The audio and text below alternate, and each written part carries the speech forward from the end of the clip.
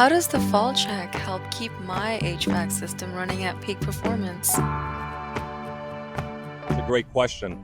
There's a lot of steps that we have to check to make sure that your furnace is operating properly. We want to make sure that it's going to heat your home, but also we know here in the Houston area, even through the fall, winter, and early spring, we're going to be cooling as well. And so, one big thing we got to check is this blower motor. So, we're actually changing out a furnace today. So, we got everything kind of taken apart here.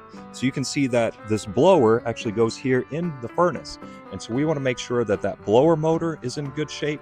If it's got a capacitor for that motor, that it's at the range that it needs to be. So, those are two big things for the heating and the cooling side.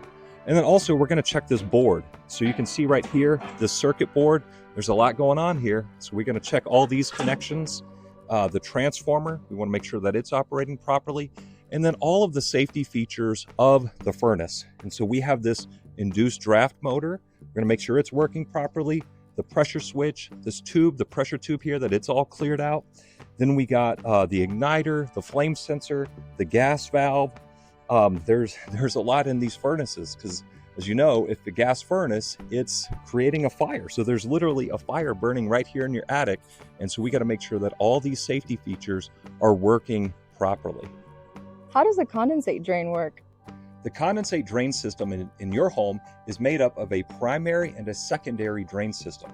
So somewhere in your home, either up in the attic or in a closet, you're going to have an evaporator coil. And below that evaporator coil is going to be the primary drain pan.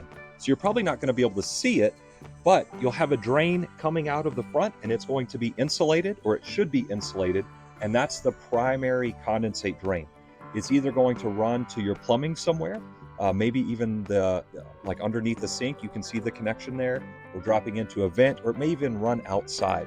That's the primary condensate drain. Then underneath the coil, you're going to have a secondary or auxiliary drain pan. So if that primary gets plugged up, so this is the primary, then it's going to start dripping out of the secondary into the drain pan. By code, the drain pan has to be routed to the outside. So you should see a little pipe coming out of the soffit, and if it's dripping water, that means you're getting condensate into your secondary drain system.